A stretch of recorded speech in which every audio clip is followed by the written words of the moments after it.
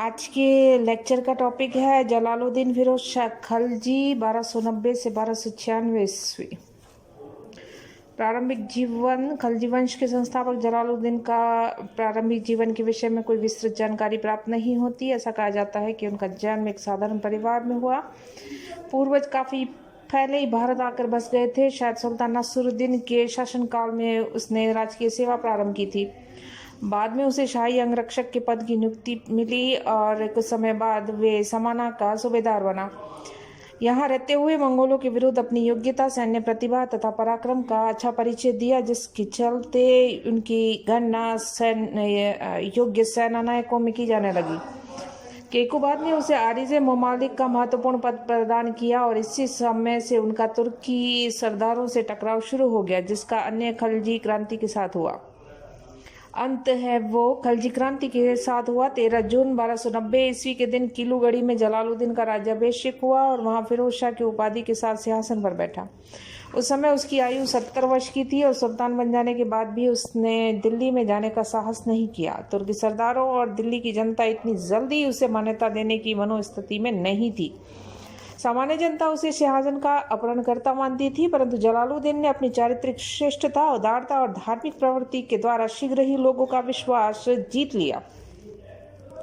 उदार शासन नीति। सुल्तान जलालुद्दीन ने नवीन शासन व्यवस्था में खलजी सरदारों के साथ साथ पुराने तुर्की सरदारों को महत्व को नजरअंदाज नहीं किया और सुल्तान के बड़े पुत्र को खाने खाना की पदवी देकर राजधानी के निकटवर्ती क्षेत्र का शासक नियुक्त किया गया। दूसरे बेटे को अकली खां की पदवी दी गई। कुछ समय बाद उसे मुल्तान का सूबेदार बना दिया गया। सीमांत रक्षा का भार भी उसे सौंप दिया गया। तीसरा बेटा कद्र खां की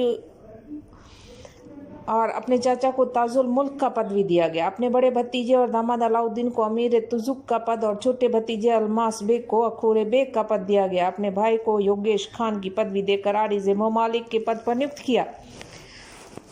अपने एक अन्य संबंधी अहमद चप को नायब बारबक के पद पर नियुक्त किया गया और उसने पुराने तुर्की सरदार ख्वाजा खातिर को वजीर पद पर, फखरुद्दीन को दिल्ली का कोतवाल पद और बलबन के भतीजे मलिक छज्जू को कड़ा मानिकपुर के सूबेदार पद पर बने रहने दिया गया। अन्य बहुत से तुर्की सरदारों को भी उनके पूर्व के पदों पर रहने दिया गया। वृद्ध सुल्तान जलालुद्दीन ने प्रेम और सद्भावना के साथ शासन प्रारंभ किया। दयावान थे और अमीरों के साथ उन्होंने मित्रवत व्यवहार किया। उसे रक्तपात और कठोर दंड से घृणा थी। यद्यपि उसके मुख्य सलाहकार अहमद चप ने उसे कई बार समय अनुकूल कठोर नीति अपनाने की सलाह दी थी, किंतु ईश्वर भीरू जलालुद्दीन ने कभी उसकी राय पर ध्यान नहीं दिया। परिणाम ये निकला कि अमीरों और सरदार वर्ग में वह अलोकप्रिय होता चला गया और उनका अब तर्क ये था कि शासक न तो शत्रुओं को समुचित दंड दे सकता है और न मित्रों को समुचित पुरस्कार। वह ताज को धारण करने योग्य नहीं और ऐसे शासक के प्रति निष्ठा रखने की कोई लाभ नहीं। वस्तुतः उस युग में इस प्रकार की उदार नीति के लिए कोई स्थान नहीं था। मलिक छज्जू का विद्रोह 1290 ईस्वी। सुल्तान की असाधारण विनम्रता ने लोगों को विद्रोह के लिए प्रेरित किया और उसके राज्याभिषेक के लगभग 2 मास बाद ही बलबन के भतीजे मलिक छज्जू ने विद्रोह कर दिया।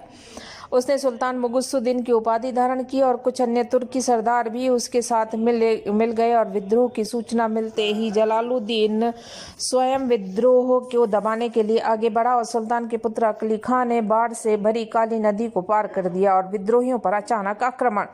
विद्रोही परास्त हो गए और मलिक छज्जू सहित अन्य बहुत से तुर्की सरदारों को बंदी बना लिया गया। बदायूं में सुल्तान के सामने पेश किया गया। विद्रोही बंदियों की दुर्दशा देखकर सुल्तान द्रवित हो उठा और उनके साथ मित्रों जैसा व्यवहार हुआ।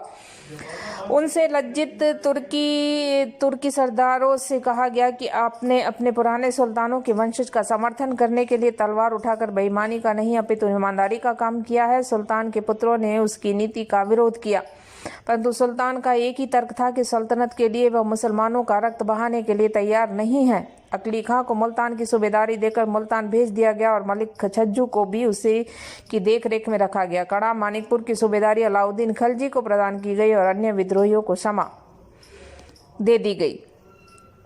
डाकुओं तथा ठगों के प्रति दयालुता का व्यवहार। सुल्तान की उदारता का लाभ उठाकर दिल्ली के आसपास के क्षेत्रों में डाकुओं और ठगों की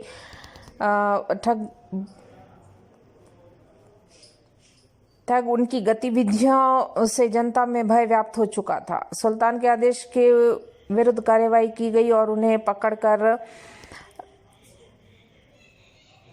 सुल्तान के आदेश से उनके विरुद्ध कार्रवाई हुई और उन्हें पकड़कर सुल्तान के सामने पेश किया गया। सुल्तान ने उन्हें सजा देने के स्थान पर ऐसे काम न करने का उपदेश दिया, रिहा कर दिया। दूसरी बार लगभग 1000 ठगों को पकड़ लिया गया, सामने लाया गया, बंगाल छोड़ा गया। आदेश अनुसार ऐसा कहा जाता है कि अधिकारी उन्हें छोड़ गए थे, उनके दिल्ली वापस आने के पूर्व ही बहुत से अपराधी घर लौट आए थे। अपराधियों के प्रति ऐसी उदारतापूर्ण नीति, सुल्तान अपने ही अधिकारियों की आलोचना का शिकार बन गया। नेक्स्ट आता है अमीरों का षड्यंत्र। सुल्तान के शांत और क्षमाशील स्वभाव ने अमीरों को असंतुष्ट बना दिया। खुलेआम कहने लगे कि सुल्तान को शासन करने नहीं आता। अमीरों की दावतों तथा गोष्ठियों में सुल्तान को अपदस्थ करने के षड्यंत्र रचे जाते। एक दिन मलिक ताजुद्दीन ने यहाँ हुई गोष्ठी में अमीरों ने सुल्तान के बारे में असह्यत भाषा का प्रयोग किया। किसी ने कहा कि वह सुल्तान को ककड़ी खीरे की तरह काट डालेगा।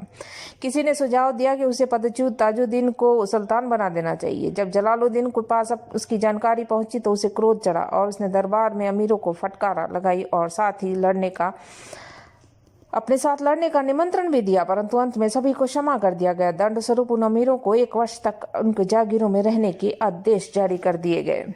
सिद्दी मौला का षड्यंत्र। सिद्दी मौला की अध्यक्षता में सुल्तान के विरुद्ध एक और षड्यंत्र रचा गया, परंतु इस बार जलालुद्दीन ने अपने शांत एवं उदार व्यवहार के विपरीत निर्ममता का व्यवहार किया। सिद्दी मौला ईरान से आया हुआ एक फकीर दिल्ली में बस गया था। बड़े बड़े अमीर उसके आसपास आया जाया करते थे। राजसत्ता प्राप्त करने की इच्छा प्रबल होने लगी। उसने एक खान का मठ बनवाया जहां हजारों निर्धनों को भोजन कराया जाता था। इतना रुपया कहाँ से आता था, इसका ठोस जानकारी नहीं मिल पाई। खानकाह में अमीर लोग राजद्रोह और षड्यंत्र की बातें किया करते थे। यह तय किया गया कि शुक्रवार की नमाज के दिन सुल्तान को खत्म कर दिया जाए, सिद्दी को खलीफा घोषित कर दिया जाए और बलबन के अमीरों और उनके पुत्रों को महत्वपूर्ण पद प्रदान किए जाए। सुल्तान को षड्यंत्र की जानकारी मिल गई और उसने सिद्दी को दरबार में बुला भेजा। सिद्दी ने राजनीति में भाग लेने तथा किसी प्रकार के षड्यंत्र की जानकारी से साफ इनकार कर दिया। क्रोधित सुल्तान ने अपने अनुचरों से इतनी ही कहा कि मौला से मेरा बदला लो। अकली खां के संकेत पर सिद्दी मौला का अंत कर दिया गया और इतिहासकारों का मानना है कि इस समय दिल्ली की राजनीति में 2 गुट बन गए, एक बड़े शहजादे खाने खाना का और दूसरा अकली खां का। दोनों ही सिंहासन के दावेदार थे। खाने खाना का सिद्दी के आसपास जाना था, अतः अकली खां ने अवसर मिलते ही उसे ठिकाने लगा दिया। सैनिक अभियान। अपने शासनकाल में स्वयं सुल्तान ने 2 सामरिक अभियान किए थे। पहला अभियान रणथंभौर के विरुद्ध 1291 ईस्वी में किया गया। रणथंभौर में इस समय राणा अमीर का शासन था। सुल्तान ने पहले झाई पर आक्रमण किया। उसने दुर्ग और आसपास के गांवों को जीता और मंदिरों को नष्ट कर दिया। इसके बाद वह रणथंभौर पहुंचा, परंतु दुर्ग की अभेद्यता से घबरा कर वापस लौट आया। अमीरों के पूछने पर उसने कहा कि हिंदुओं के दुर्गों की तुलना में उससे अपने सैनिक अधिक प्रिय हैं और वह मुसलमानों का बेकार रक्त बहाना नहीं चाहता। वास्तविकता यह थी कि अमीर की शक्तिशाली मोर्चाबंदी को परास्त करके रणथंभौर पर अधिकार जमाना दुष्कर कार्य था। अतः अपनी कमजोरी पर पर्दा डालने के लिए इस प्रकार के विचारों का सहारा लेना पड़ा। सुल्तान का दूसरा अभियान मंडोर के विरुद्ध हुआ। इस क्षेत्र पर तुर्कों ने अधिकार कर लिया था, परंतु कुछ वर्षों पूर्व राजपूतों ने तुर्कों को खदेड़कर इस पर पुनः अधिकार जमा लिया।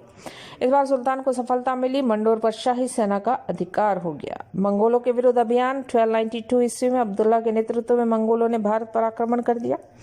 सुनाम तक बढ़ाए। सूचना मिलते ही सुल्तान भी एक विशाल सेना के साथ सिंधु तक जा पहुंचा और घमासान युद्ध में मंगोलों को परास्त किया। हजारों मंगोलों को बंदी बना लिया गया। दोनों पक्षों में शीघ्र ही संधि हो गई और अब्दुल्ला वापस लौट गया, परंतु चंगेज खां के एक पुत्र उल्लुग ने अपने अनुयायियों सहित इस्लाम स्वीकार कर लिया और सुल्तान की अनुमति से दिल्ली आसपास बस गए। वे लोग नव मुसलमान कहलाए। सुल्तान ने उदारतापूर्वक उनकी जीविका की व्यवस्था की। नेक्स्ट अलाउद्दीन के सैनिक अभियान 1292 ईस्वी के बाद सुल्तान ने कोई सैनिक अभियान नहीं किया, परंतु उसके भतीजा अलाउद्दीन साहसिक अभियान किए। 1292 ईस्वी में उसने सुल्तान की अनुमति से भिलसा के समृद्धनगर पर आक्रमण किया। अपार धन संपत्ति प्राप्त की। सुल्तान को प्रसन्न करने की दृष्टि से वह लूट का कुछ हिस्सा लेकर दिल्ली पहुंचा और सुल्तान अत्यधिक प्रसन्न हुआ। उसने अलाउद्दीन को अरीज़ ममालिक का पद दिया और कड़ा की सूबेदारी ने अवध का सूबा भी सम्मिलित कर दिया। अलाउद्दीन अत्यधिक महत्वाकांक्षी व्यक्ति था। उसने साथियों और अमीरों ने उसकी महत्वाकांक्षा को सुल्तान बनने की अग्नि प्रज्वलित कर दी। किंतु उसके लिए एक विशाल सेना की जरूरत, सेना खड़ी करने के लिए धन की जरूरत। बिलसा अभियान से उससे दक्षिण के स्थित देवगिरी की अपार समृद्धि का हाल सुना था। उसने देवगिरी पर अचानक आक्रमण करने की योजना बनाई। चूंकि विश्वास था कि अभियान के लिए सुल्तान स्वीकृति नहीं देंगे, अतः संपूर्ण योजना को गोपनीय रखा गया। सुल्तान ने से चंदेरी के हिंदू शासक का दमन करने के लिए नए सैनिक भर्ती करने और कड़ा और अवध का कर कुछ विलंब से चुकाने की अनुमति मांगी। इस बीच उसने गुप्तचरों से देवगिरी के बारे में पर्याप्त जानकारी प्राप्त कर ली और कड़ा और अवध की शासन व्यवस्था अपने विश्व सेवक अल्लाउल मुल्क को सौंपकर 8,000 घुड़सवारों के साथ उसने देवगिरी की ओर प्रयाण किया। एलचीपुर जहां पहुंचा और मराठा राज्य के सीमांत पर बसा हुआ था। यहाँ उसने अपने सैनिकों को 2 दिन का विश्राम दिया। यह प्रचार करवाया कि चाचा से रुष्ट होकर राज महेंद्री के शासक के यहाँ नौकरी के लिए जा रहा है।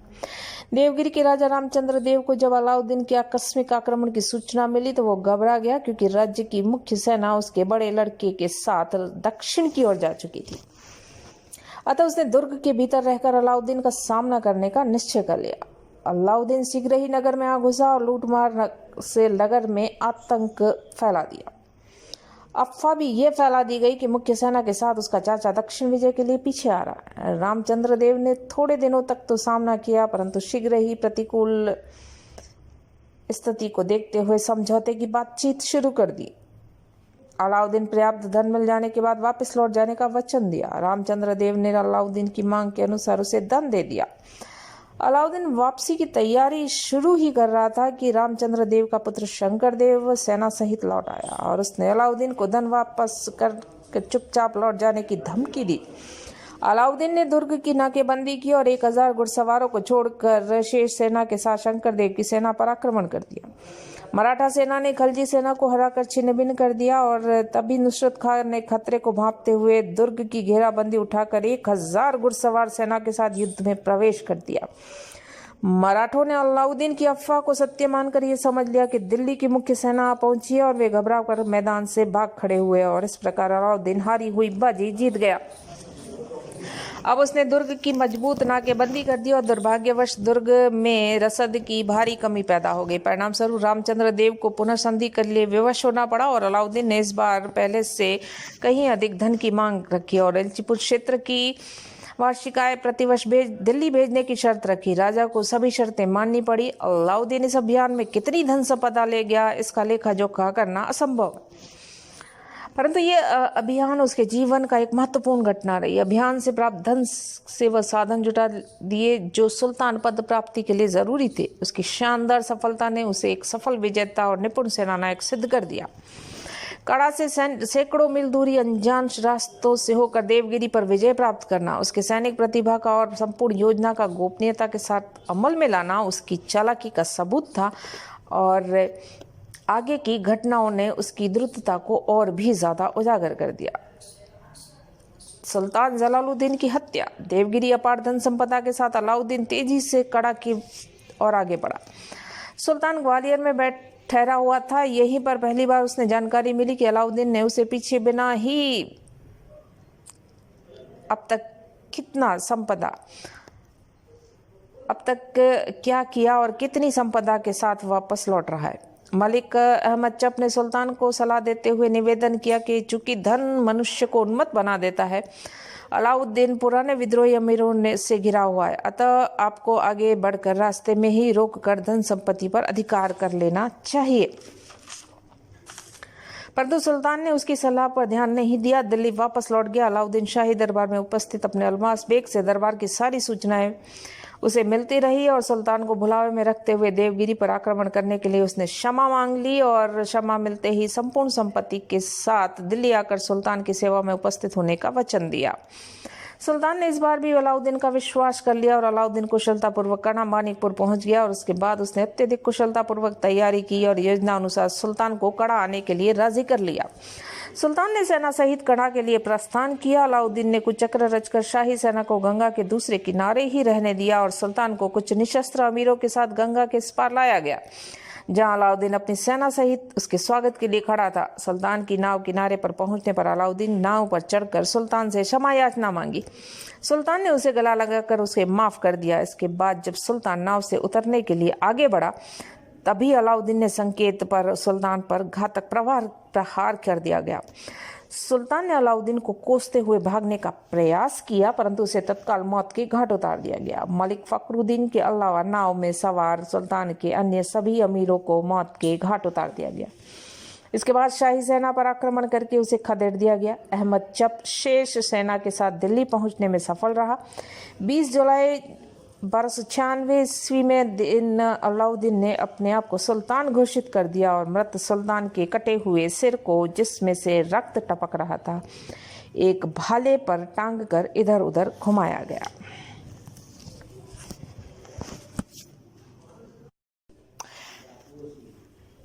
आज के लेक्चर का टॉपिक है जलालुद्दीन फिरोज शाह खलजी 1290 से 1296 ईस्वी।